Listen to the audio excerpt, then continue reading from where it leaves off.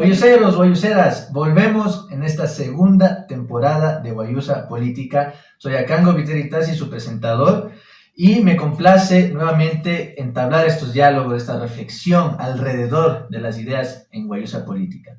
Hoy, en este primer episodio de esta segunda temporada, queremos conversar de algo que es fundamental para todos y todas, o que debería ser fundamental, que es la política.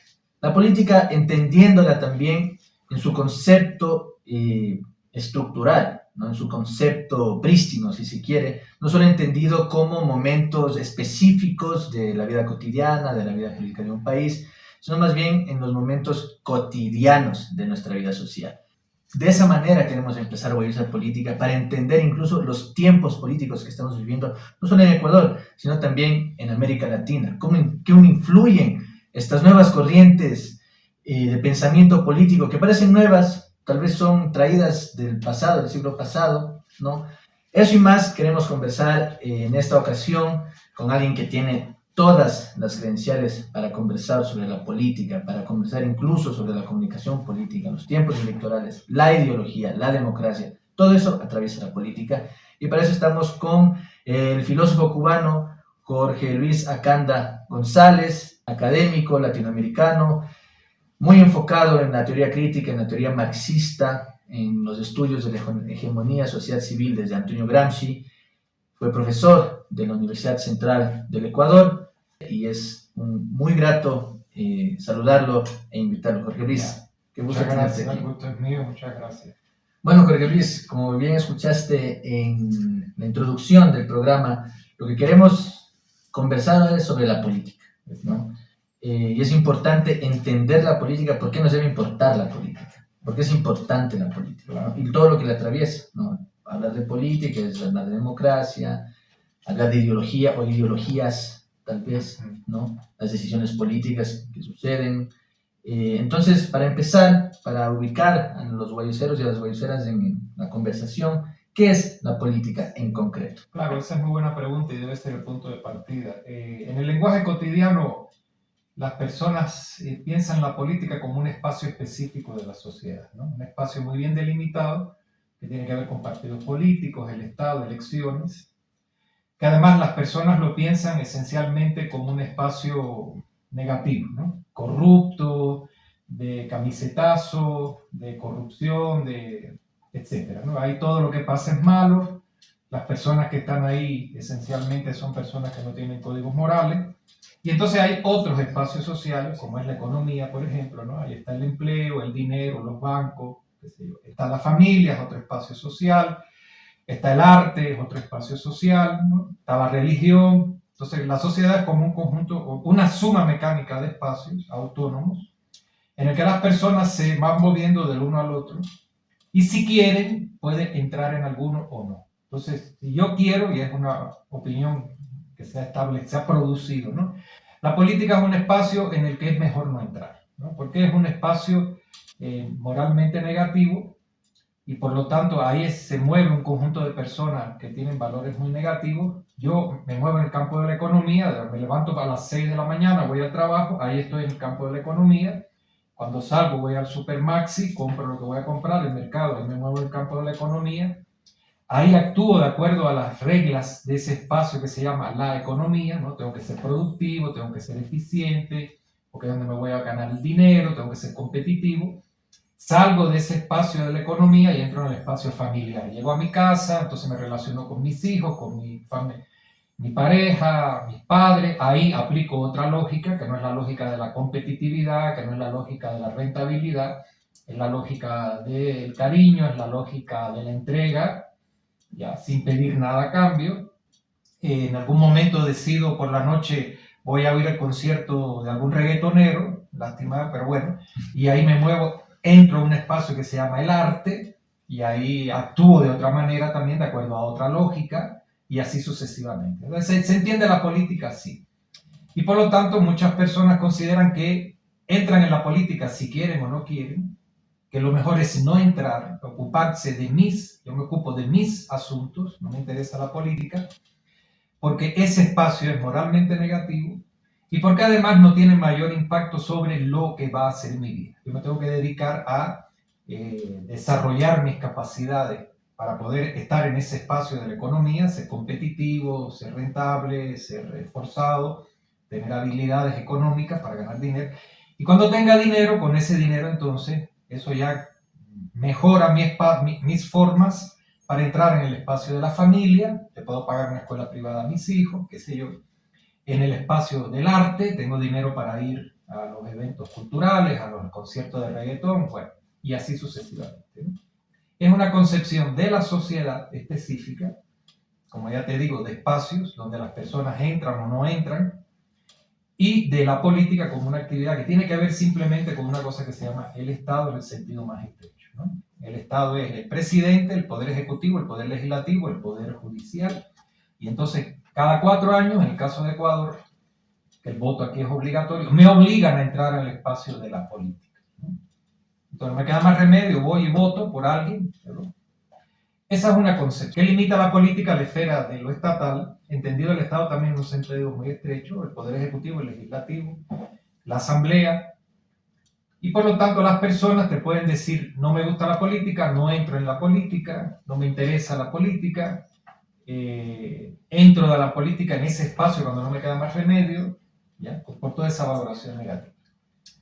Ahora, el propio concepto de política, porque como digo, esta concepción no es fortuita, no es casual, ¿no? Porque justamente es el intento por parte de los círculos de poder de hacer que las personas no se involucren en el espacio de lo político, dando una visión deformada de lo que es la política.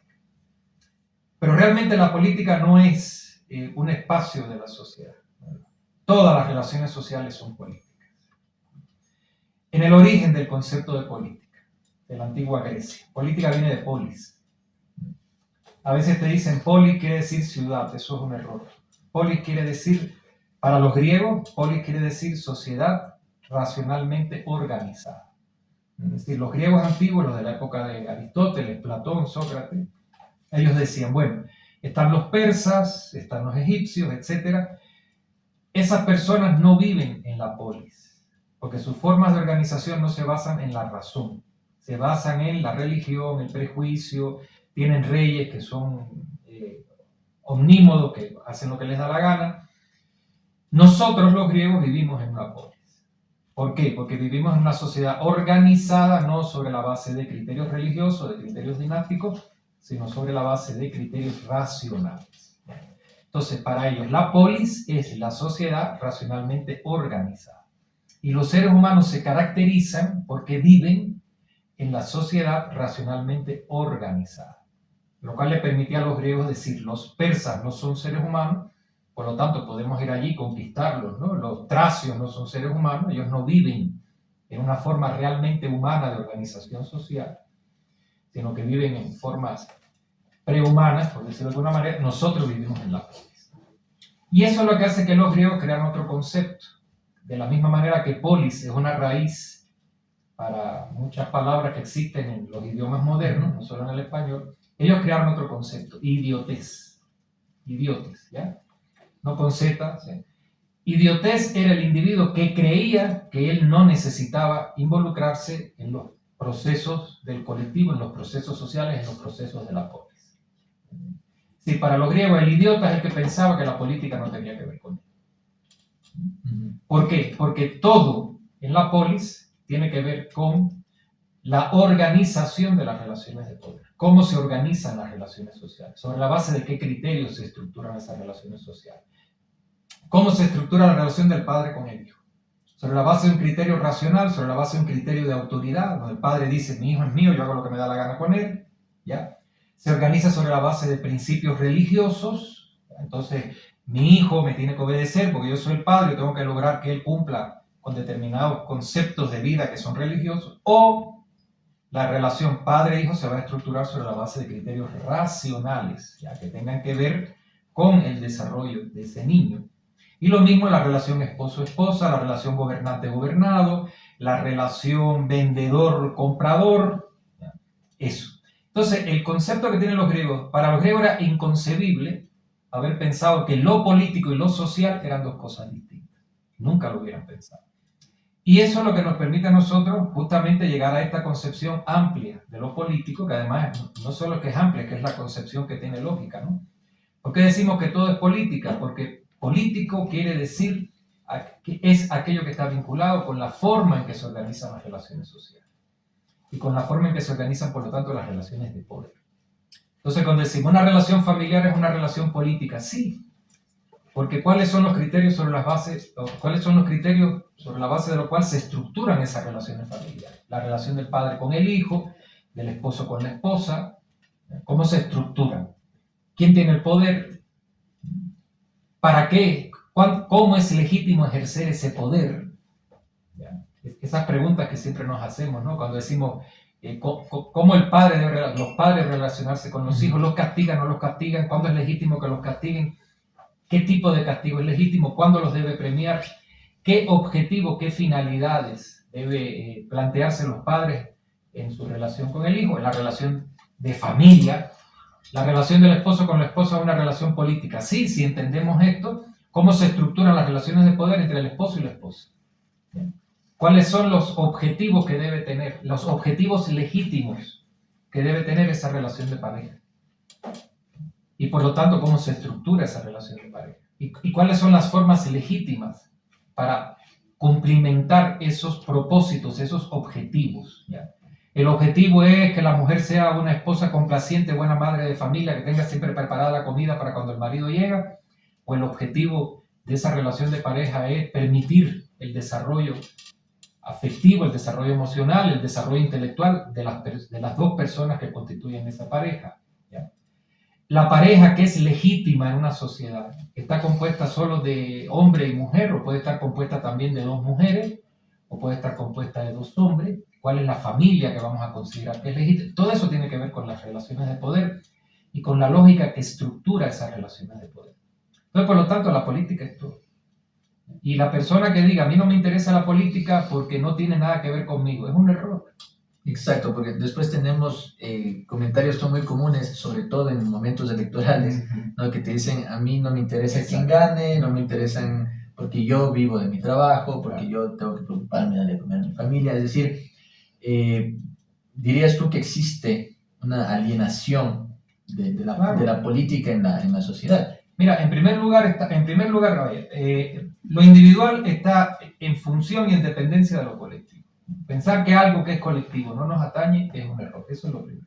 Y evidentemente, el ser humano forma parte de varios colectivos, ¿no? Un colectivo que se llama familia, un colectivo que se llama el barrio en el que vivo, un colectivo que se llama el país en el que vivo, un colectivo, una estructura colectiva muy compleja que es las relaciones económicas en las que vivo, porque esas son las que van a condicionar si voy a tener empleo, si no voy a tener empleo, si el salario me va a alcanzar, si no me va a alcanzar. Entonces, pensar que yo como individuo puedo desligarme de lo colectivo y que lo colectivo no va a incidir sobre mí es un error mayúsculo, porque no puede ser. Eso es lo primero. Lo segundo, el otro día yo iba con una amiga en un taxi, y mi amiga habló algo de política y el taxista se metió en la conversación, típico de los taxistas, y me dijo, para mí todos los políticos son unos delincuentes, por eso a mí me da igual que gane las elecciones Juan o que gane las elecciones Pedro, ¿no? Era la esencia del discurso de él, como tú dices. Es un error porque la ideología que está presente en un gobierno, ¿no? Las personas que tienen el control de ese gobierno determinan cosas que inciden sobre nosotros. Y ahora que estamos a fines de octubre, o mediados de octubre, este problema mismo de los cortes de luz, ¿no? No es solo un problema de que no haya llovido. En primer lugar, ¿por qué no llueve?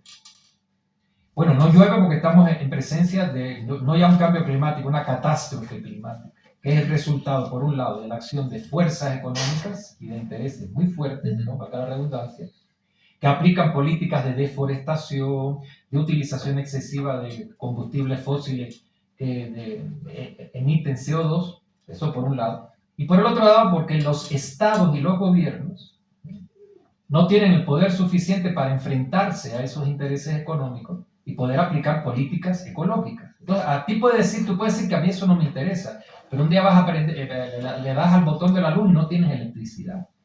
¿Y qué es lo que ha pasado? Que no ha llovido. No, es que además ha pasado todo eso a nivel global. A nivel nacional lleva 7 años en que los 3 gobiernos que han existido en los últimos 7 años no han priorizado utilizar recursos económicos para el mantenimiento de la red termoeléctrica. Entonces, ahí tú tienes un ejemplo de cómo a mí no me interesa lo que haga el presidente, te está afectando la vida, disculpa, y te está afectando económicamente. Porque al no haber electricidad, se cierran las empresas, pierdes el empleo, hay menos demanda, ¿no?, en los espacios mercantiles, etc. Y ahora que mencionaste, por ejemplo, el tema de la luz, de la electricidad, vemos también, no sé, a veces yo lo pienso como quizá un fetichismo de la tecnocracia, en el sentido de no es político, es algo técnico, es decir, Exacto. no llueve, no tenemos San Pedro, no seas malito. Después, pero si es que llueve, técnicamente tal represa o lo que sea no funciona porque no se ha hecho mantenimiento, o el discurso imperante que están mal construidas, con sobreprecio, etc.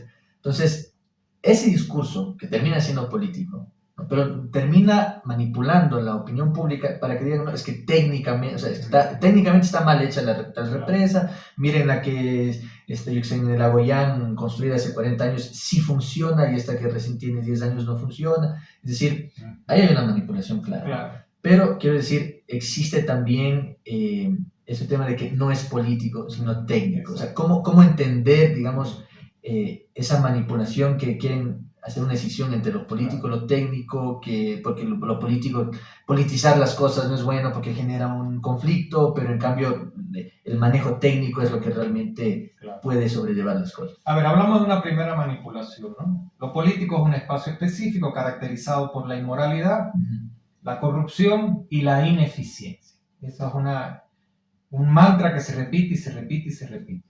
Y ahora con esto de los apagones está muy claro, se ve claramente, hay muchos candidatos a la presidencia y voces dentro del mismo gobierno que te dicen, el problema es que las termoeléctricas están mal administradas, entonces démosle al espacio privado todo aquello que lo público está administrando mal. Entonces ahí ya ves, ¿por qué lo administra mal? Porque lo público es el espacio. Pero fíjate cómo se identifica lo público con lo político. Ahí hay una manipulación tremenda. Porque lo público es lo colectivo, es lo que tiene que ver con todos, ¿ya? Pero bueno, entonces se establece primero un antagonismo entre lo privado y lo público, como si lo privado no existiera en lo público, en lo colectivo, en lo común. Se demoniza la política, y al demonizar la política se demoniza lo público. Todo lo que sea público va a estar mal administrado. Y se establece un concepto de eficiencia, ¿no? Son empresas que no son eficientes. ¿Dónde está la eficiencia? En el espacio de lo privado. Y a partir de ahí viene esta segunda manipulación, que es la contraposición de lo técnico con lo político. Entonces es muy común oír este tipo de afirmación. Hace falta una decisión técnica, pero no política. ¿Por qué? Porque se identifica político con los estrechos intereses partidistas. Si tomamos una decisión política es porque va a favorecer al partido tal o al partido más cual. Eso no es lo que queremos, porque todos los partidos y todos los políticos son unos delincuentes. Entonces queremos una interpretación o una decisión técnica porque la técnica es neutral. Ahí no se está favoreciendo ningún interés de grupo, sino que la técnica es neutral, es racional. Ya. Pero es evidente que hay decisiones. En primer lugar, la política tiene que ver con la forma en que se organizan las relaciones sociales, las estructuras de poder. Una decisión técnica es una decisión política. ¿En qué sentido? Si usted me viene a decir a mí, bueno, yo lo que quiero es saber cuál es la decisión más eficiente, yo te tengo que preguntar, ¿qué es lo que entiendes por eficiente? ¿Ya? Por ejemplo, la organización de un hospital público o un hospital privado. Yo he leído artículos donde se dice, los hospitales privados son más rentables que los hospitales públicos. Usted me está aplicando un criterio de rentabilidad. ¿Cuánto dinero yo le estoy poniendo a un hospital, a una clínica privada, y cuánto dinero me está dando la clínica privada? Yo no puedo aplicar ese criterio en un hospital público. Porque viene la pregunta, ¿cómo es más eficiente la relación médico-paciente? El criterio de eficiencia de la relación médico-paciente es un criterio económico. Entonces yo tomo al médico, le digo, te voy a contratar, tienes 8 horas de trabajo, tienes 15 minutos para ver cada cliente, 15 minutos, 4, vas a ver 30, vas a tener cita para 32 pacientes en una jornada de trabajo. Y eso puede ser muy eficiente económicamente. Pero la pregunta es, ¿el criterio de eficiencia económica yo lo puedo extrapolar mecánicamente a un criterio de eficiencia de la relación médico-paciente?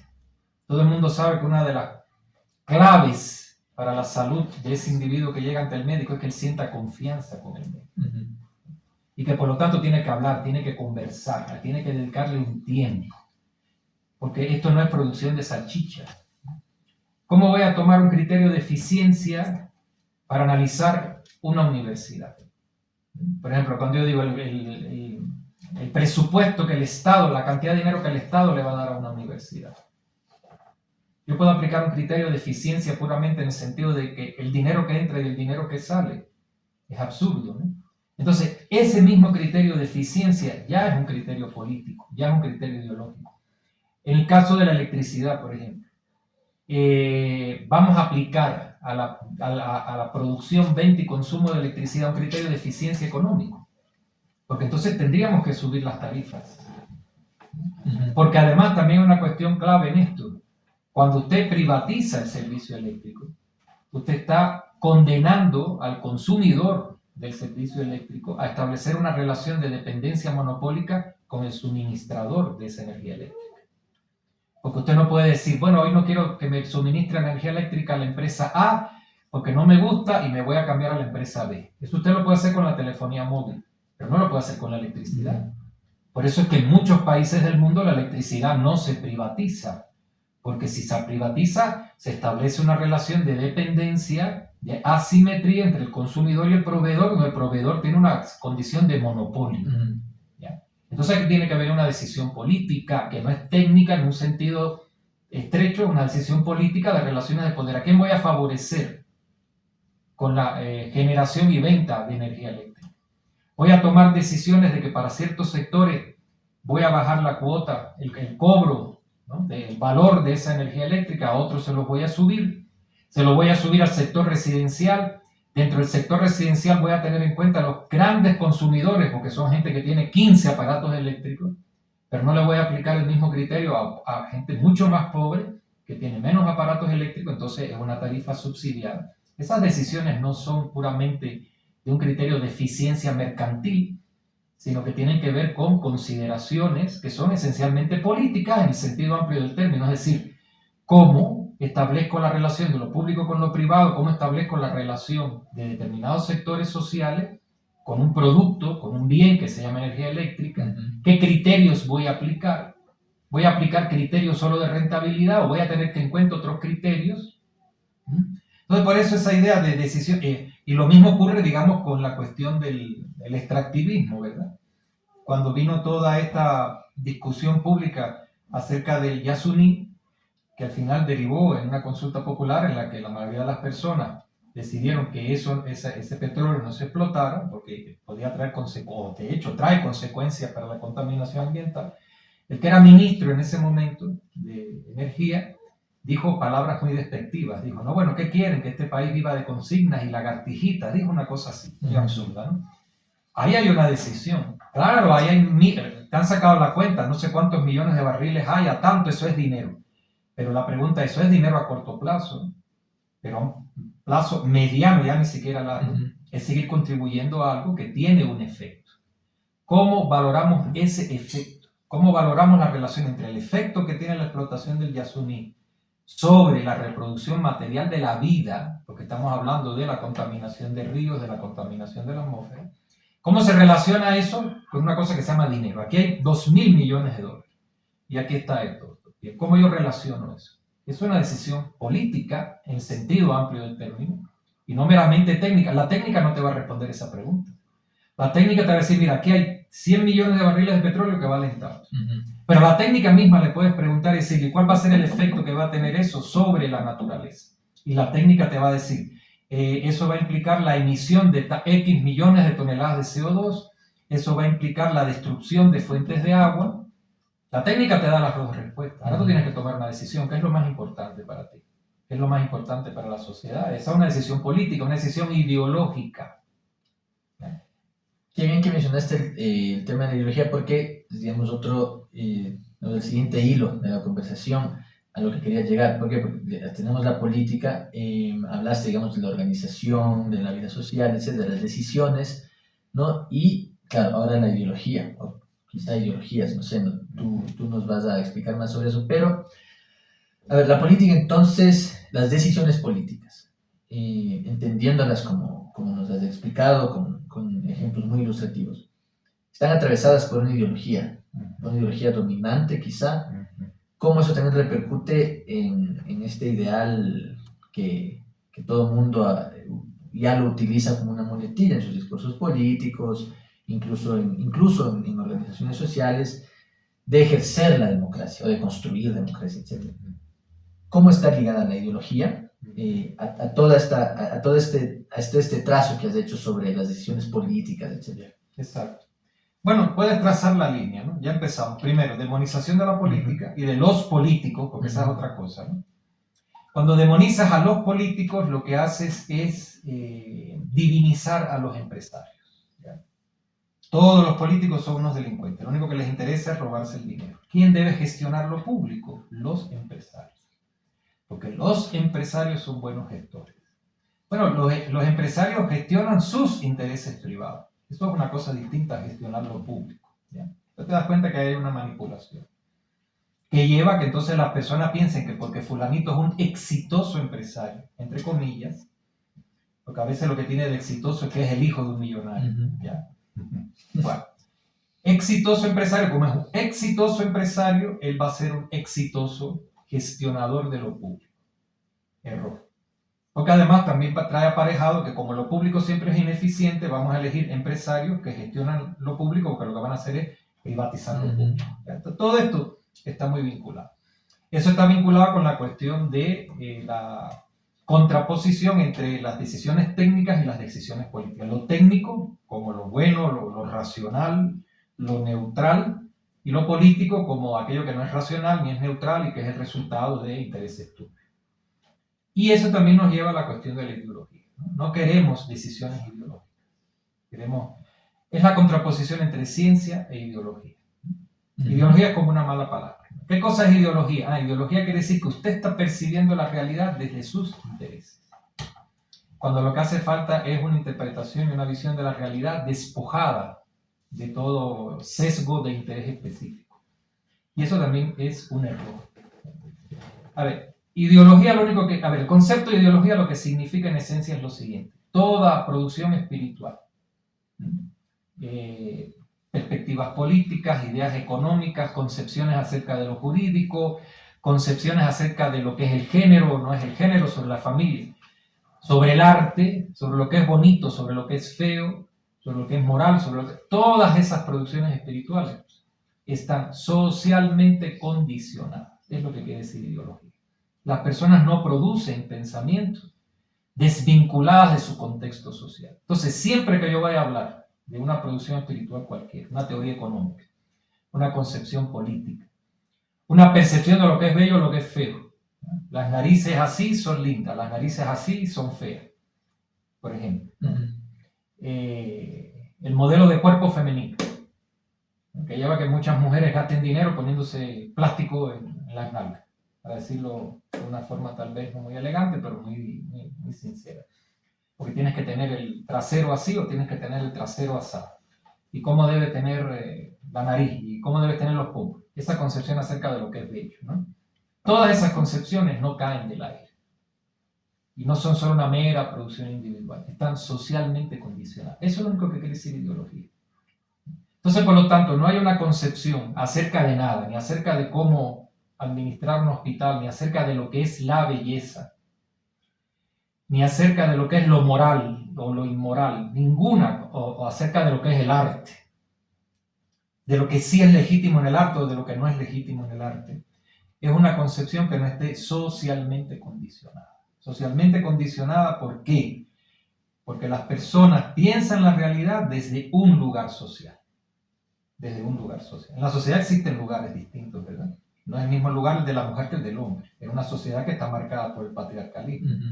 No es el mismo lugar el del individuo que no tiene problemas económicos que el del individuo que vive en constante precariedad laboral, ¿no? Son lugares sociales muy distintos. No es el mismo lugar social el del individuo que por sus condiciones, por su apariencia física, por la forma de la nariz, por el color de la piel, es considerado inferior al del individuo que nace blanco, rubio, de ojos azules, lo cual lamentablemente es considerado un valor estético pero también un valor social, hasta un valor cultural, ¿verdad? Porque consideramos que la cultura de los blancos rubios es la mejor, es la que es civilizada, es la que es superior, bueno, en fin. Entonces hay lugares sociales distintos. Las personas piensan la realidad desde esos lugares sociales en los que están ubicados y desde lo que en la sociedad en la que vive se considera que es lo legítimo. Desde que tú naces te están enseñando cuáles son los criterios estéticos válidos, cuál es el campo del arte, qué es lo que es legítimo en el arte y cuáles son las fronteras que el arte no puede traspasar, ¿no? Voy a poner un ejemplo. Cuando hace unos años, fue antes de la pandemia, trajeron el municipio, el ayuntamiento, trajo a un grupo de pintoras indígenas bolivianas, les dieron un muro muy grande que había en alguna parte del centro histórico y ellas pintaron, ¿no? Cada una de ellas, todas eran cuadros o representaciones plásticas que tenían que ver con la Virgen María. Y bueno, no pusieron la Virgen María pariendo, como paren las mujeres, ¿verdad? Que es una cosa no muy santa, porque hay sangre, hay gritos, hay dolor, hay una placenta que sale, bueno, todo eso. Y la otra, bueno, pintaron todo eso, un grupo de vecinos empezó a dar gritos, porque eso era sacrílego. ¿Ya? Ciertos sectores de la Iglesia Católica protestaron también. Bueno, ahí tienen, ¿verdad? Es decir, este arte es sacrílego, ahí hay una concepción, ¿no? Ustedes están pintando, muy bien. Mientras piensen, pero van a pintar a la Virgen María, cuidado. Porque la Virgen María no puede ser un objeto artístico, es un objeto religioso y usted lo tiene que respetar. Ahí hay una concepción que es ideológica. ¿Qué cosa es el arte? ¿Qué es lo que debe representar el arte? ¿Cuáles son los límites del arte? ¿Qué cosa es lo sagrado? ¿Cuál es la forma en que yo me tengo que representar a la Virgen María que sea una forma legítima y cuál es una forma ilegítima? Por poner otro ejemplo, me parece que este ejemplo es válido y es gráfico. Antes del Renacimiento, es decir, toda esa etapa que va antes del siglo XIV, la Virgen María es representada asexualmente. Cualquiera puede entrar en Google y pone representaciones de la Virgen María y lo va a ver, ¿no? Una figura asexual por completo, porque como es la Virgen María, nada más se le ve la cara. Viene el Renacimiento, que es otra forma de entender al arte, a la religión, a la sociedad, al hombre y la mujer. Estos pintores, Miguel Ángel, Leonardo da Vinci, Rafael, etc. Y ellos empiezan a representar a la Virgen María como una mujer. Tomaban un modelo a una campesina, ven acá, siéntate, y pintaban a la Virgen María mirando a esa mujer. Y toda la Virgen María tiene cadera, tiene nalga, tiene seno, es bella. La sexualiza. Eso fue un escándalo. ¿Ya? Bien, ahí tienes un ejemplo. Hoy vamos a repetir lo mismo, no vamos a repetir lo mismo. Podemos pensar que la Virgen María era una mujer. Tenemos que pensar que era una cosa divinizada. ¿Cómo valoramos la sexualidad? ¿Cómo valoramos la representación sexualizada del cuerpo? ¿De la Virgen María o de María la vecina de la esquina? ¿Ya? Bien. Esas decisiones o esas concepciones son ideológicas. ¿Por qué? Porque se basan en condicionantes sociales y se basan en la forma en que ciertas relaciones de poder legitiman esas condicionantes sociales, ¿no? Asexualizar el cuerpo de la Virgen María evidentemente está vinculado con una relación de poder. Una relación de poder que se basa en entender que ahí hay una instancia sagrada, que la Virgen María representa cierta voluntad divina que se tiene que reflejar en la forma en que organizamos al Estado, en la forma en que organizamos la Iglesia, en la forma en que organizamos la política.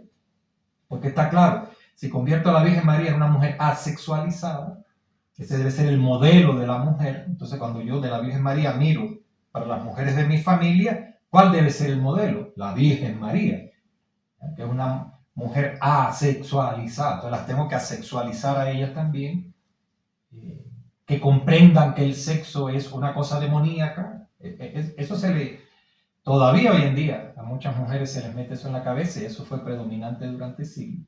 Entonces toda visión, toda producción espiritual, sobre el arte, sobre la religión, sobre lo que es la técnica, sobre lo que es la eficiencia, son producciones ideológicas. ¿Hay más de una ideología? Claro. Hay ideologías que expresan los intereses de los sectores dominantes. Porque estamos hablando que la ideología está condicionada por las posiciones sociales, ¿verdad? Que son posiciones de clase. Entonces, hay ideologías que legitiman esas relaciones de poder y hay ideologías que contestan esas relaciones de poder. que son contestatarias con respecto a ello. Entonces, o sea, podríamos decir, existe una ideología dominante actualmente. Existen ideologías dominantes. Ideologías Sí, dominantes. claro. Ya. En el campo de la política, de lo que estamos discutiendo, claro, ejemplos muy ilustrativos me parecen importantes. Cuando escuchamos los discursos del taxista, como dijiste, de que todos los políticos son corruptos, no me interesa, yo tengo que trabajar o lo que sea. Eso es un discurso ideológico. Claro. Eso, pero viene alimentado desde los sectores dominantes, Claro, que actualmente, digamos, están ostentando el poder, no solo político, digamos, para hablar económico, etcétera, que tienen sus intereses. Y hablando de eso, hablando de la ideología, estaba leyendo justo un ensayo tuyo, también una entrevista a Wendy Brown, que precisamente hablan de la ideología neoliberal, ¿no? Y Wendy Brown sostiene tú también, que existe una razón neoliberal, ¿no? Que es impuesta desde arriba, pero que también nace desde abajo, ¿no? Es decir, ya está socialmente, o sea, aceptada, no sé cómo tal vez decirlo, y que tal vez explicándolo de una manera mejor nos puede ilustrar un poco el momento político actual, es decir, explicando esa etapa de ideología, en ese caso neoliberal, ¿no? Que me parece importante puntualizar, que es, digamos, la ideología que está dominando actualmente, digamos, el campo social, los sectores populares, etcétera, ¿no? O sea, esa premisa que viene impuesta desde arriba, de los sectores dominantes, pero que se reproduce desde abajo, ¿no? ¿Cómo entender, entonces, en ese sentido, el momento político actual, tanto ecuatoriano, pero también latinoamericano, porque estamos viendo diferentes olas, ¿no? Tenemos en una sociedad altamente politizada como la Argentina, tenemos a Javier Milei, ¿no? Pero al mismo tiempo tenemos el ejemplo de la izquierda en México con la victoria histórica de Claudia Sheinbaum, ¿no? ¿Cómo entender ese momento político desde lo que tú has expuesto de la política y de la ideología? A ver, tú dijiste una cosa muy importante, ¿no? La ideología dominante es ideología dominante no solo porque es producida de los sectores dominantes, sino porque logra ser aceptada, compartida e interiorizada por los sectores dominantes. Ahí es cuando esa ideología es eficiente. ¿Ya? Eso es a lo que Gramsci la llamó subalternidad. Cuando un individuo que no, ni es empresario ni va a ser empresario nunca en su vida, ¿ya? Porque las probabilidades matemáticas, las estadísticas te explican que es muy difícil que lo sea, ¿verdad? Te dice que su modelo es un empresario exitoso y ahí tienes una forma de subalternidad. Como una cierta ideología ha sido interiorizada, aceptada, incorporada por un individuo que no forma parte de esas clases dominantes, ¿no? Puedes hacer un experimento. Le empiezas a preguntar a las personas, esto es algo que yo hago mucho en clases, ¿no? Bueno, a ver, ¿qué es la poliomielitis? La mayoría de los alumnos ni saben lo que es la poliomielitis. Bueno, ustedes saben que todos ustedes están vacunados contra la poliomielitis. Ah, gran sorpresa. Sí, en este país el Estado paga para que haya un conjunto de vacunas que se le suministren gratuitamente a todos los niños. Igual que sea el hijo millonario como que sea el hijo de un pordiosero. Ustedes están vacunados contra la poliomielitis. Ah, no sabes. ¿Qué cosa es la poliomielitis? Una enfermedad que durante siglos atacó a la humanidad, producía millones, todos los años producía millones de muertos, niños que la adquirían y quedaban, si no morían, quedaban seriamente lesionados. Un ejemplo, Franklin Delano Roosevelt, el famoso presidente de los Estados Unidos, que dio poliomielitis como con 30 y tantos años y quedó paralítico. Bien. ¿Quién inventó la vacuna contra la poliomielitis? Que salvó a la humanidad. Eso es una de las cosas más espectaculares que pudo haber hecho la ciencia, porque esa era una enfermedad terrible. No saben qué. Ese individuo creó esa vacuna, no la patentó. Si lo hubiera patentado, nada más que le hubieran pagado $1 por cada dosis de esa vacuna que se ha producido y se ha inoculado, ya hubiera muerto, pero bueno, serían miles de millones. No la patentó. ¿Quién es? Nadie sabe. ¿Quién es el hombre más rico del mundo? Te lo sabe todo el mundo. Fulano de tal, te dicen del 1 al 5. ¿Qué han hecho esas personas por el bien de la humanidad? Estos grandes millonarios. Ah, pero son maravillosos. Nos han cambiado la vida. ¿Por qué te han cambiado la vida? Porque inventaron el Apple Watch. No, ellos no inventaron el Apple Watch. El señor Zuckerberg y el otro no inventaron nada. Esos son científicos, técnicos que trabajan. Ellos lo que supieron mercantilizar eso es otra historia. ¿Cuál es el beneficio que le han hecho a la humanidad? En sí. Pero son como los... Entonces ahí tienes. Bueno, ¿por qué admiras a un Además, el concepto de empresario exitoso, ¿verdad? Volvemos al tema, ¿no? Es hijo de un millonario. ¿Cuál es el exitoso? ¿Por qué lo tienes que mirar como ejemplo? ¿Por qué el ejemplo no es la vecina de al lado de tu casa, que es una mujer que tiene un bajo nivel de escolaridad, que ha tenido que estar 40 años lidiando con sus dificultades, que ha logrado sacar una familia adelante, que ha tenido que saber administrar un hogar, cómo maneja ese poco dinero que recibe para poder satisfacer las necesidades de los miembros de la familia que dependen? ¿Por qué no la admiras a ella? No, a esa no la admiras, ¿verdad? No admiras a este científico, sin embargo, admiras a estas personas que esencialmente lo que han hecho es ganar dinero, no les interesa el bienestar de la humanidad. Ahí tienes un ejemplo de lo que es la ideología dominante. Tiene que ser incorporada por los sectores dominados. Eso es lo que es la subalternidad. Bien, eso en primer lugar. En segundo lugar, las ideologías establecen eso, legitiman relaciones de poder. Entonces hay ideologías dominantes, hay ideologías dominadas. Y justamente por eso de la misma manera que a los sectores de poder les interesa demonizar el concepto de lo político, el concepto de los políticos, el concepto de lo público, demonizan también el concepto del ideológico. No quiero respuestas ideológicas. Ahora, con respecto a la ideología neoliberal, mira, es muy interesante, ¿no? Cuando terminó la Segunda Guerra Mundial, en 1945, se produce lo que se llama en términos de teoría política el consenso keynesiano, el consenso socialdemócrata. ¿Qué quiere decir?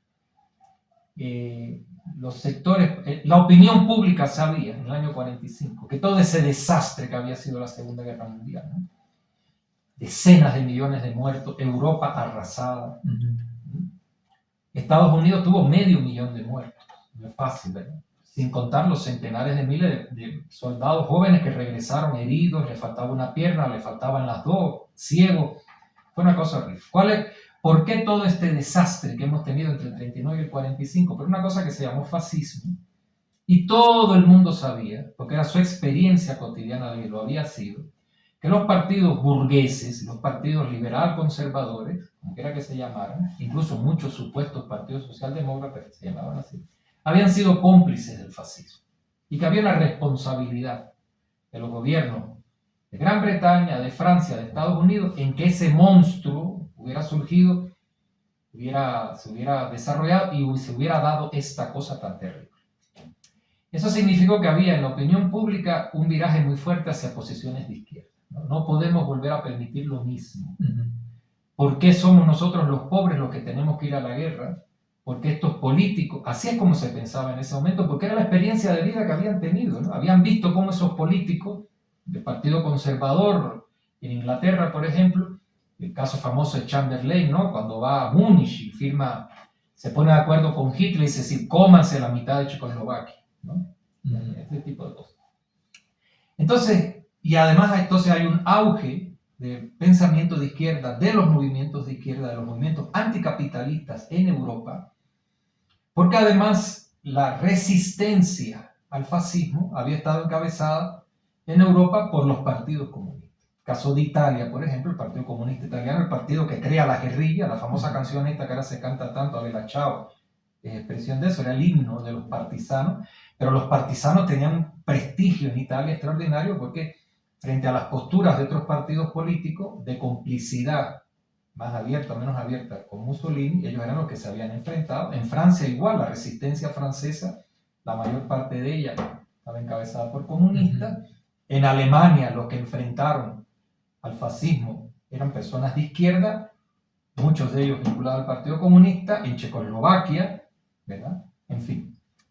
Entonces, producto de eso, la burguesía entiende que su poder está en peligro. Y surge lo que se llama el consenso, el compromiso, ¿no? Socialdemócrata. ¿Qué quiere decir?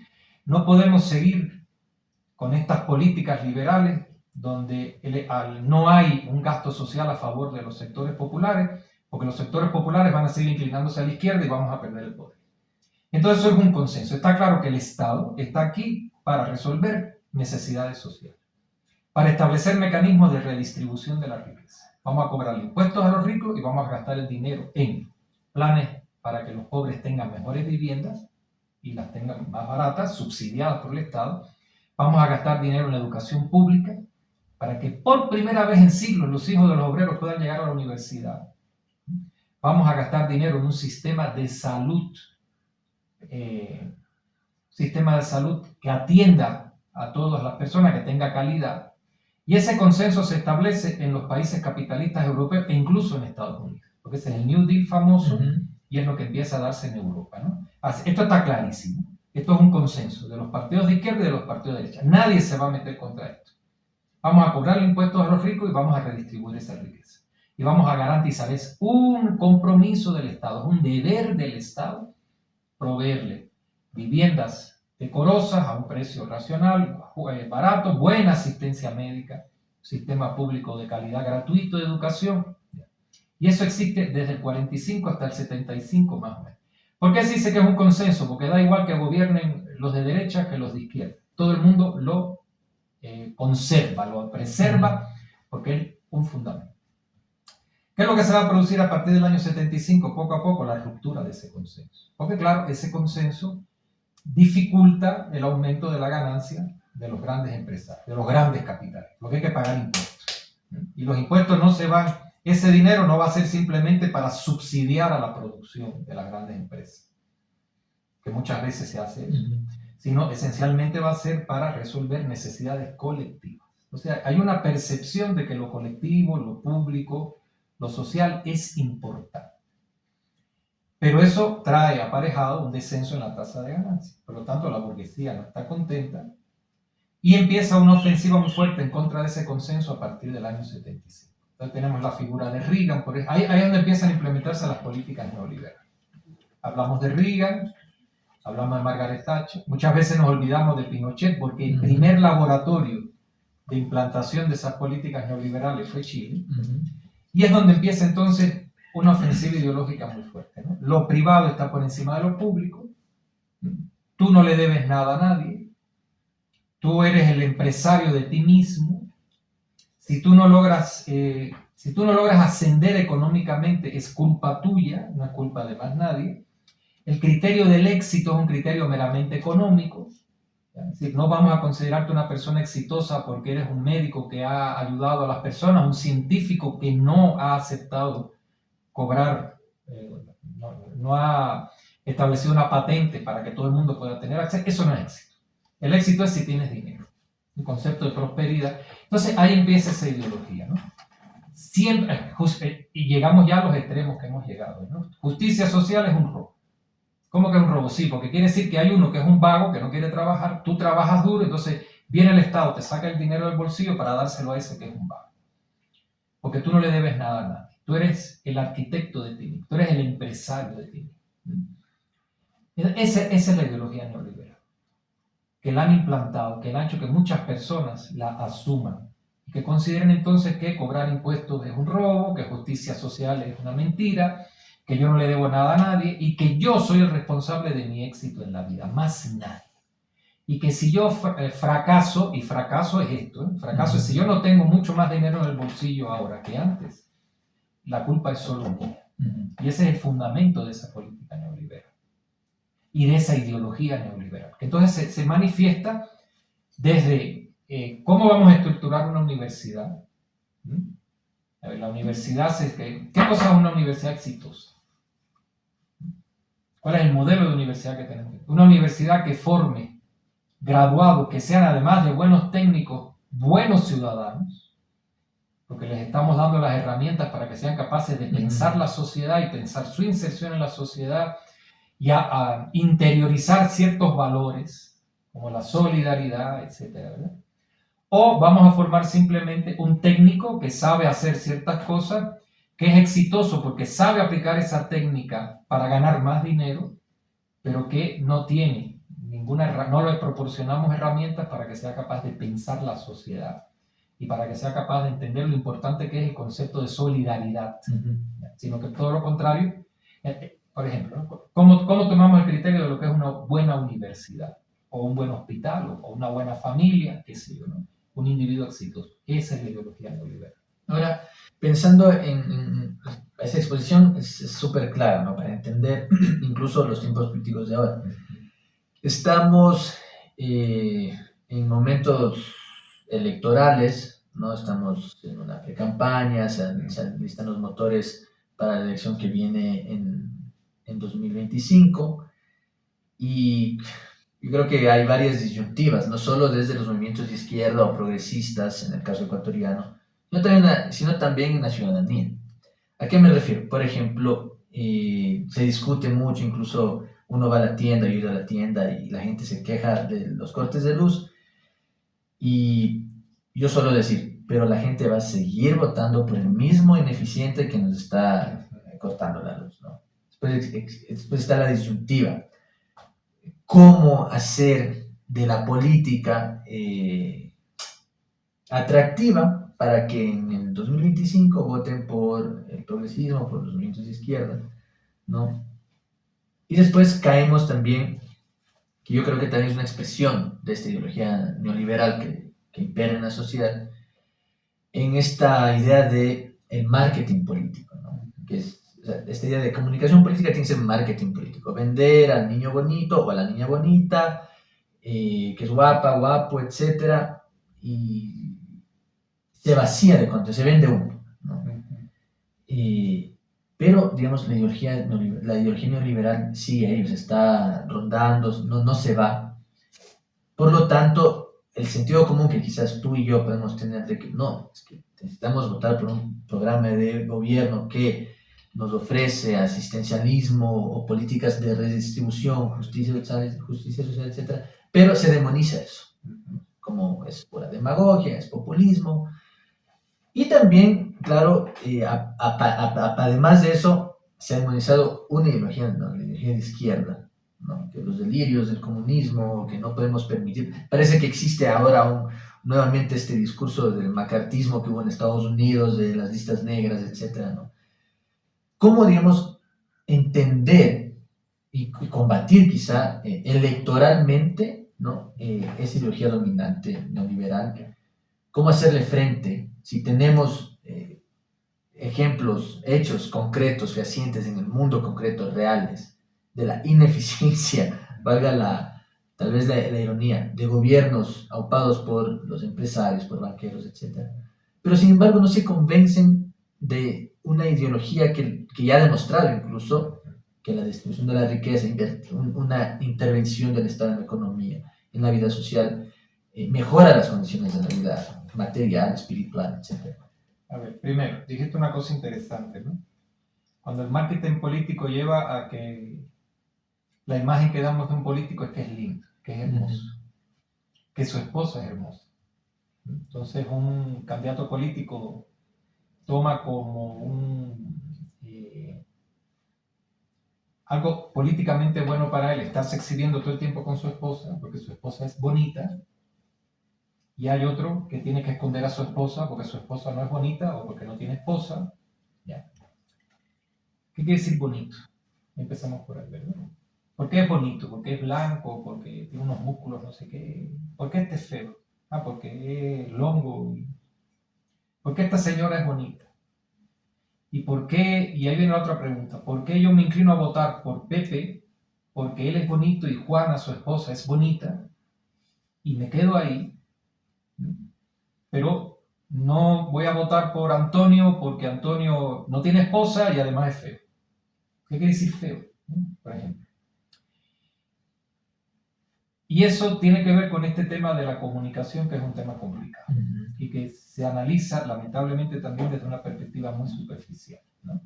¿Por qué? Porque el criterio que se asume, y esto estoy hablando de incluso facultad de comunicación, es decir, de esa teoría de la comunicación social, que como todo hay dos teorías, siempre hay dos formas de producir una ciencia social, ¿verdad? La crítica, teoría social crítica, teoría social positivista.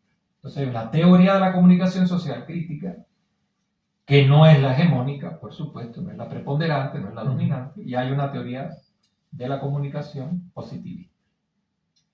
Positivista, ¿qué quiere decir? Que asume como positivo lo que existe, no se lo cuestiona. Entonces, ¿cuál es el modelo básico? Estoy simplificando, pero creo que la simplificación es válida. Ahí están los receptores, que es el público, ¿no? Que están ahí. Y aquí están los emisores del mensaje. Entonces, ¿cuál es el mensaje que va a llegar, que va a ser más aceptado, que va a ser interiorizado por esos receptores que hay ahí? Y todo el análisis viene del lado del mensaje. ¿Por qué gané las elecciones? Hice un muñeco, ustedes no hicieron muñeco. Mi candidato se puso unos zapatos rojos e imitó a Michael Jackson. El de ustedes lo que hizo fue coger un acordeón. No sé. ¿Ya? Entonces lo que se analiza es el mensaje. Bueno, entonces el mensaje, si esta vez perdiste porque no te convertiste en un muñeco de cartón, conviértete en un muñeco de cartón, ponte zapatos rojos, no sé. ¿No? A chistes. En fin. ¿Por qué no analizamos a los receptores? Porque esa es la otra parte, que nunca se hace. Es decir, ¿qué quiere decir el receptor? ¿En qué medida ese receptor está estructurado de tal manera que cierto mensaje lo va a interiorizar y otros mensajes no los va a interiorizar? Te pongo un ejemplo. Si usted tiene un grupo de personas a los que usted quiere comunicar y esas personas hablan español y usted les habla en mandarín, no van a entender nada de lo que tú dijiste, ¿no? Tu mensaje no va a llegar. ¿Por qué? Porque esas personas, su sistema, su estructura de recepción, elaboración e interiorización del mensaje está estructurada socialmente de cierta manera.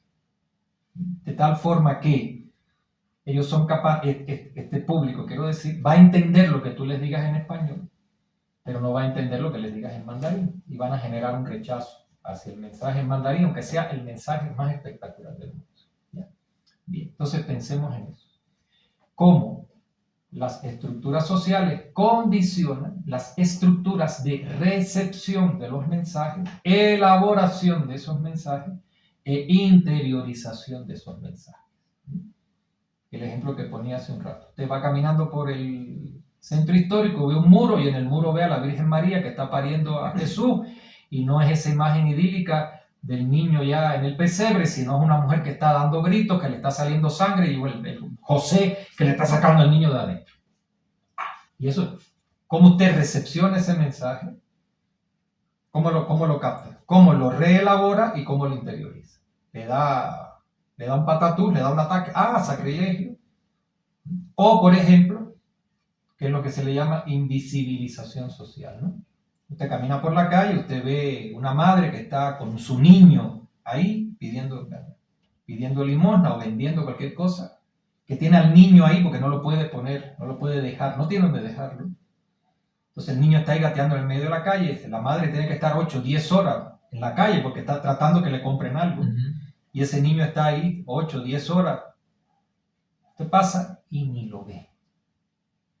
¿Por qué invisibiliza eso? Cómo la sociedad ha hecho que usted interiorice ciertas estructuras en las que no es que ya ese mensaje usted lo reciba, ni siquiera lo recibe. Lo invisibiliza por completo, ¿verdad? Bien.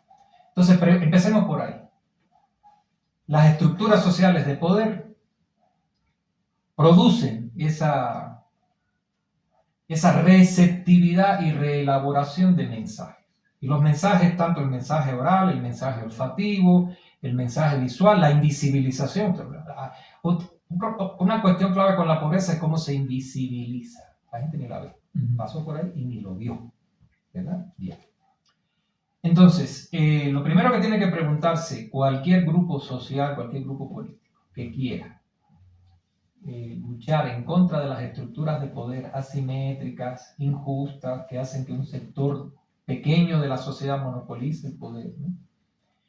Y que por lo tanto existe injusticia social, que quiera cambiar todo eso, es que tiene que comprender que tiene que cambiar las estructuras de recepción, reelaboración e interiorización de los mensajes por parte de la sociedad. Si no logra eso, no va a lograr. Y eso es lo que hace que en un momento dado, ¿no?, alguien te diga, ay, sí, qué buena es Menganita.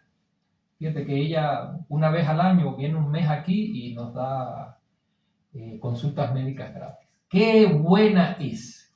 Otra persona dice, bueno, ¿por qué es que hay que darle consultas gratis a los pobres una vez al año? ¿Eso es un acto de beneficencia y filantropía o es simplemente una forma de enmascarar una relación social injusta? ¿Ya? Entonces, eso es lo que implica. Siempre vamos a tener ese problema cuando queremos ganar unas elecciones.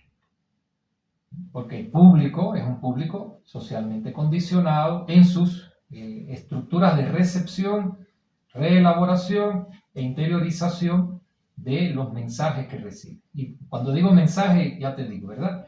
Los sonidos que oye, los olores que oye, lo que ve, los colores, los dibujos, el discurso político, la imagen de un político. Bien. Este problema lo enfrentó, no es un problema nuevo. Este problema lo enfrentaron los movimientos socialistas, los movimientos obreros, los movimientos anticapitalistas cuando surgen y empiezan a tener peso social en el siglo XIX. Comprendieron eso y dijeron, bien, los movimientos, los partidos políticos de izquierda, los partidos políticos anticapitalistas, ¿no?, tienen que crear espacios sociales que no tributen a la producción y reproducción del capital, donde logremos que las personas se inserten en formas de actividad diferentes, formas de actividad que promuevan el colectivismo, promuevan el interés por lo colectivo, promuevan una apertura, promuevan otras formas de recepción, interiorización, reelaboración y construcción de mensajes, ¿no?, para lograr que esto cambie. Y es lo que hizo que durante el siglo XIX, estoy hablando del siglo XIX, estos partidos socialdemócratas en Alemania, en el centro de Europa, en Francia, ¿no?, se daban cuenta y no se limitaban solo a una cuestión electoral, sino que creaban espacios. ¿Qué quiere decir? Instituciones para que los obreros pasaran el tiempo libre y fueran allá a bailar, fueran a conversar, fueran a jugar al 40 o al dominó, pero donde aquello tenía una lógica colectiva. Escuelas nocturnas, por ejemplo, ¿verdad? Movimientos estudiantiles que tuvieran una esencia, una perspectiva no meramente prebendaria, sino clasista. Los sindicatos eran sindicatos de clase, y entonces eso es lo que hace que las personas los sacas, porque hay una idea clave en todo esto, las formas de producción material de la vida condicionan las formas de producción espiritual de la vida. Hace años salió un artículo muy interesante de un académico ecuatoriano, no voy a decir el nombre, nada sospechoso de ser izquierdista ni partidario del Foro de Sao Paulo ni del Grupo de Puebla, que son los demonios con los que nos asustan, donde él decía, ¿por qué hay corrupción en Ecuador? Y no vamos a seguir con la bobería que hay corrupción en Ecuador porque los ecuatorianos son corruptos, porque no les enseñamos moral y cívica. No, él dice, el problema es el tipo de capitalismo que nos toca. Y lo dice así, claro.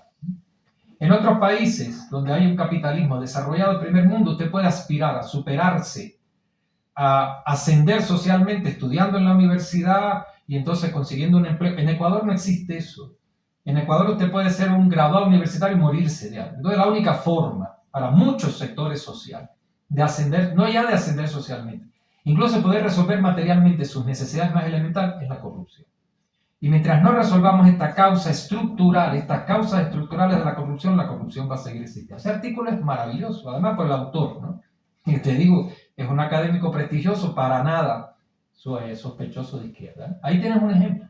¿Por qué el pueblo ecuatoriano vota por políticos corruptos? Porque la corrupción es una condición esencial de vida y las personas la legitiman y la interiorizan y la naturalizan. ¿Por qué las personas conciben que un empresario exitoso va a ser mejor gestionador de lo público que una mujer que es ama de casa, que es de origen humilde, que es una luchadora social? Pero esta sí, no aquella. Porque hay condiciones, ese individuo, esa persona, ha estado toda su vida en ciertas condiciones estructurales de vida que han condicionado ese estilo de pensamiento. ¿Queremos ganar elecciones? Nunca las vamos a ganar si nos quedamos solo en lo electoral. Y esa es una lección del movimiento obrero, del movimiento socialista, del movimiento revolucionario de 2 siglos, del siglo XIX y del siglo XX, que lamentablemente muchos partidos de izquierda olvidan. Entonces al final la discusión es esta, ¿no? ¿Quién gana las elecciones? El que tenga un mejor asesor de imagen, el que tenga un mejor... Ya los sujetos sociales ya no son la clase obrera, ¿no? Ahora el sujeto social es el comunicador político. Es impresionante, ¿no? Esos son la gente que va a decidir. ¿Tienes un buen comunicador político? Vas a ganar las elecciones. No. A ver, vas a ganar las elecciones ¿por qué? Porque vas a imitar los mismos modelos de los políticos de derecha. La gente siempre va a votar por el original, no por la copia. Eso me trae a colación otra pregunta, ¿no? Y eso ya un poco más, ya desde incluso nuestro campo ideológico, digamos, estos desafíos de la izquierda, ¿no? Porque, claro, yo suelo decir en conversaciones como que muy difícil ganarle a la derecha en el campo en el que es experta, ¿no? Que es precisamente, bueno, primero que tienen cooptado todos los medios para reproducir su ideología dominante, ¿no? Segundo que, como hemos establecido, hemos esclarecido, esa ideología dominante también se reproduce desde abajo, ¿no? No de los sectores subalternos, populares, etcétera, ¿no? Pero después llega el momento electoral, ¿no? Y es como que termina el momento político. El momento político debería ser una construcción constante de crear una cultura anticapitalista, una cultura antineoliberal, ¿no? Para promulgar los valores de la generosidad, de la colectividad que hablabas antes, ¿no? Pero después quizá nos encontramos a una izquierda que quiere reproducir lo que tú dices, electoralmente los mismos mecanismos o fórmulas o recetas para ver si electoralmente se gana. Pero eso tal vez se disocia un poco de los momentos políticos reales en el mundo concreto que sucede. ¿Por qué te pregunto esto? Porque, claro, estamos a las puertas de un evento electoral aquí en Ecuador, ¿no? Y también, bueno, tú sabes que a esa ideología dominante neoliberal, capitalista, ha surgido también esta anti-ideología, ¿no? Esta anti-ideología que encontramos y escuchamos en comentarios incluso cotidianos también, ¿no? Ni de izquierda, ni de izquierda ni de derecha, ¿no? Que parece que parece que la gente está fatigada de las ideologías, o al menos de los discursos sobre la ideología, ¿no? Pero para mí es importante, yo creo que es importante esclarecer también que las ideologías sí son importantes, porque tenemos una ideología de derecha que quiere privatizar todo, y que sabemos qué significa privatizar, ¿no? Precariedad de la vida, etc., porque la gente ya lo ha vivido, ¿no? Feriado bancario que hicieron, creo que en el 96 o 94 quisieron privatizar el IES, ahora quieren privatizar, o sea, nada es un accidente, ¿no? Es importante esclarecer. Ahora, electoralmente queremos ganar a la derecha en su mismo campo, que es el campo del marketing político, y tal vez se vacía ya no se habla de propuestas, sino más bien de simplemente imagen. Pero después tenemos una experiencia histórica interesante, que es México. México que, a pesar de los embates de la derecha, y no solo las derechas nacionales, son estas derechas transnacionales que se alían con la embajada americana, y tú sabes que el imperialismo político, la importancia geopolítica que tiene América Latina. Pero tenemos en México una experiencia política popular de izquierda que logró ganar las elecciones no solo presidenciales, sino también en el Parlamento, ¿no? Ciudades importantes también se han ganado. ¿Cómo entender esa victoria en México para que tal vez podamos, desde la izquierda aquí en Ecuador, analizarlo de una manera de no caer solo en el juego electoralista, sino pensar la política como una asociación de procesos o un proceso político de largo aliento? Bueno, volvemos a lo mismo. Lo primero es pensar los conceptos. ¿Qué quiere decir izquierda? ¿Y qué quiere decir derecha? Y porque a veces hablamos de izquierdas, ¿no? Izquierda y derecha eso viene de la Revolución Francesa.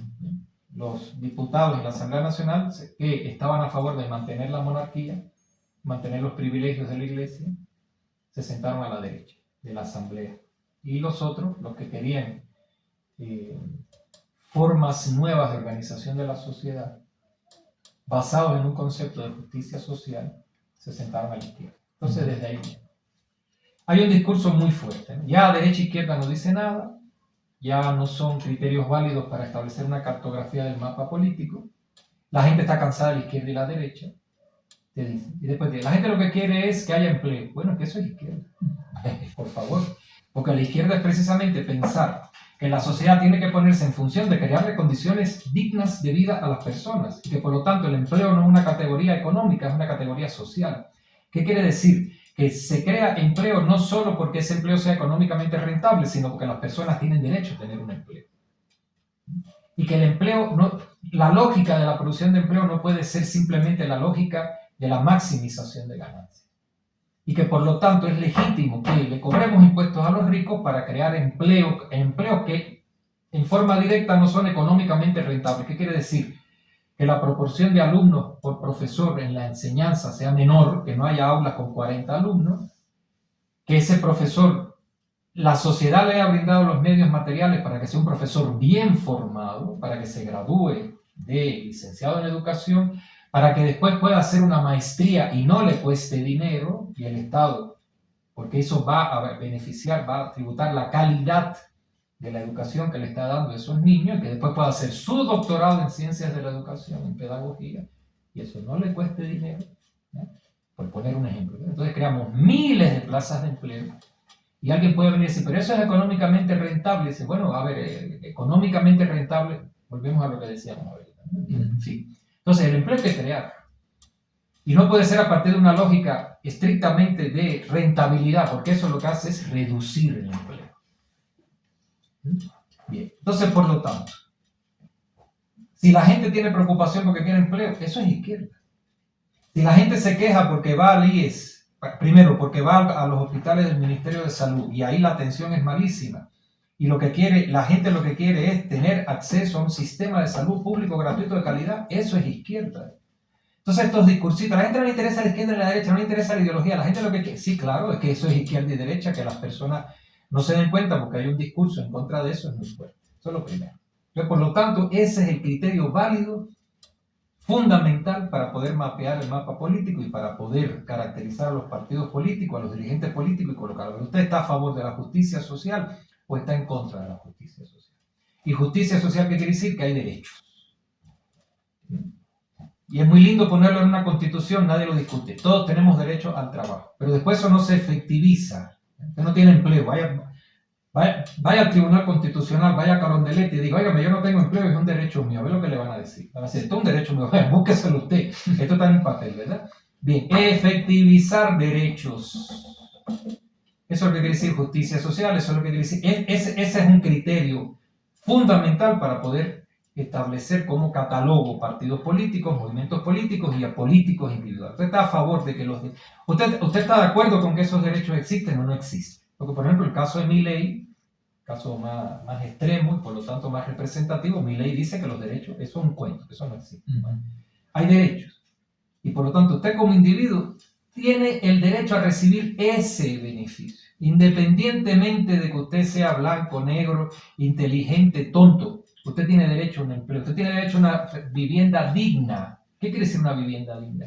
Que usted va a vivir en un lugar donde hay un sistema para recoger las aguas hervidas, porque hay una red hidráulica, porque las calles están asfaltadas, porque a usted no se le cae el techo, porque no viven 20 personas en 5 metros cuadrados. Usted tiene derecho a eso y la sociedad se lo tiene que dar. Eso, la izquierda tiene que ver con eso. Y la derecha es la que niega todo eso. Usted tiene dinero, puede vivir en la González Suárez. Usted no tiene derecho, váyase a vivir en una casita de caña en Nueva Prosperina, no sé, ¿verdad? Bien. Entonces está clarísimo que sí, izquierda y derecha, ideología, porque ideología tiene que ver con esto. Usted considera que esos derechos son derechos y que hay que efectivizarlos.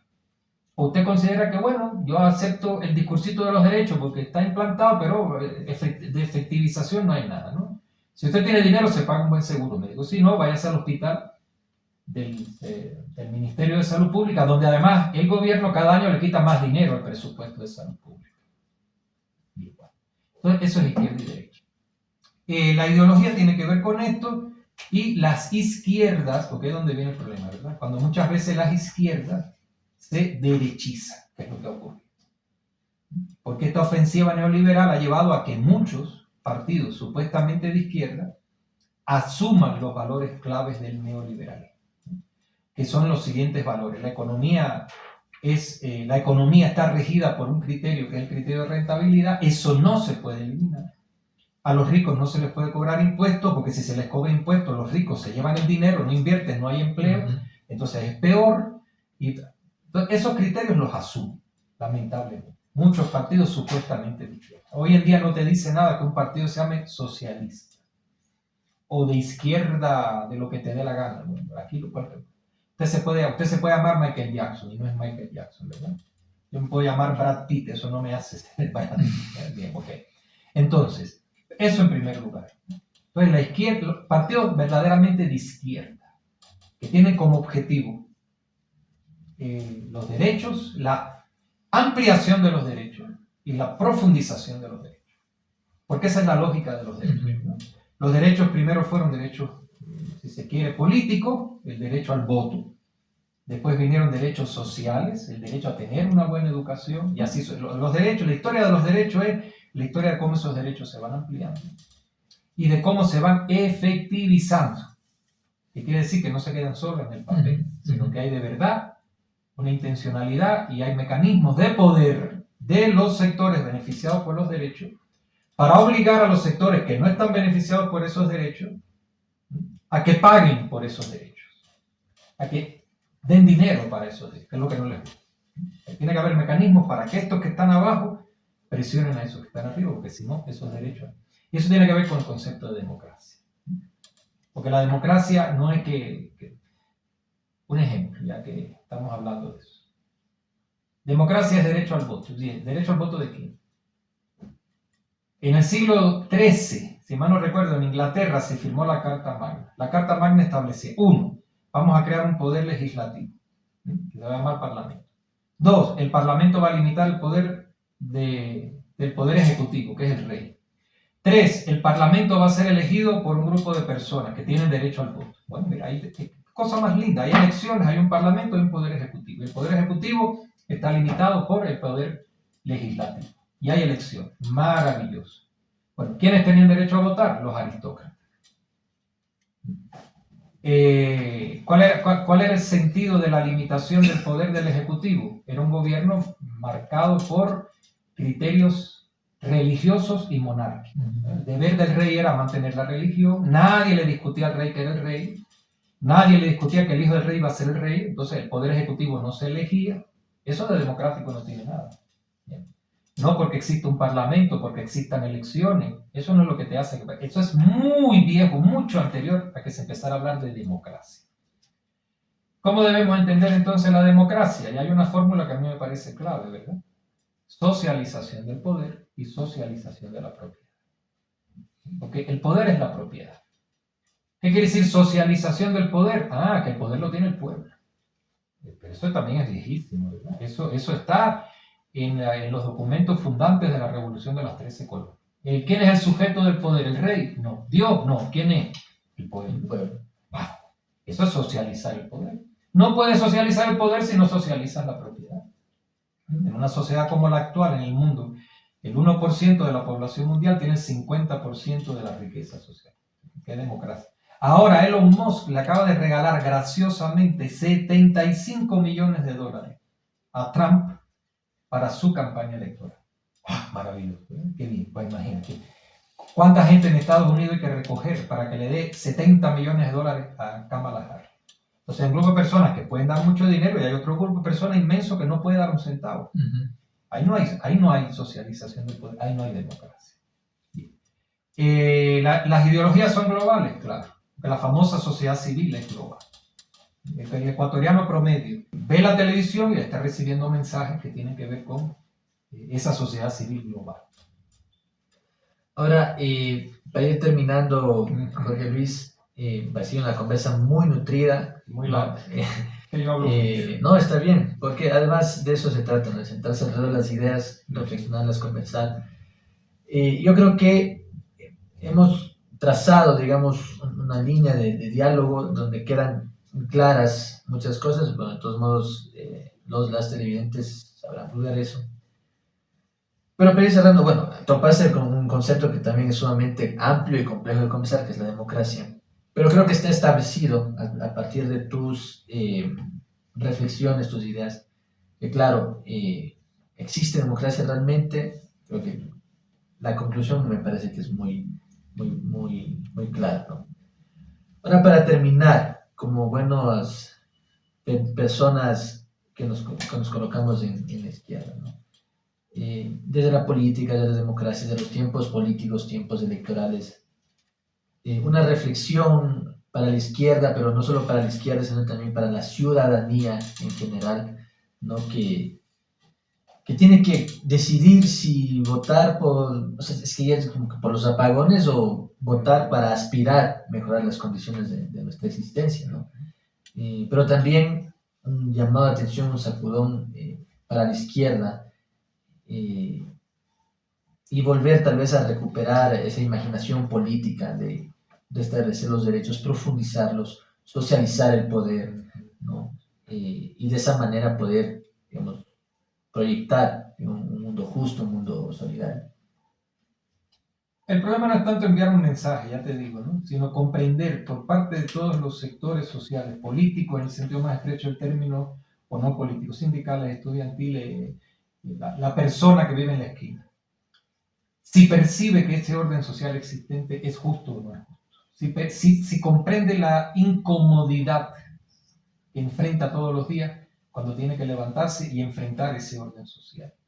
¿Ya? Cuando tiene que ir al trabajo o no ir al trabajo, buscar trabajo, qué sé yo, ¿no? Si es capaz de pensar adecuadamente las causas que están condicionando esa incomodidad. Yo pienso que un sentimiento extendido a nivel mundial es la incomodidad, la insatisfacción, la irritación. Ese sentimiento de distanciamiento, de que yo no me puedo identificar con la sociedad porque la sociedad no me brinda nada agradable para mi realización como persona. Y en función de eso, ponerse a pensar esas causas profundas que están provocando esas estructuras que hacen que su vida sea incómoda. Jorge Luis, Bueno, muchísimas gracias por gracias. este diálogo. Gracias, guayuseros y guayuseras, por habernos visto, por habernos escuchado. Un diálogo largo, pero necesario. Se han hablado de muchas cosas importantes, necesarias para la reflexión, ¿no? Entonces invitamos a todos y todas, sobre todo, a dejarnos comentarios sobre lo que piensan sobre esta conversación. Y nos vemos, nos escuchamos en la próxima Guayusa Política. Chao.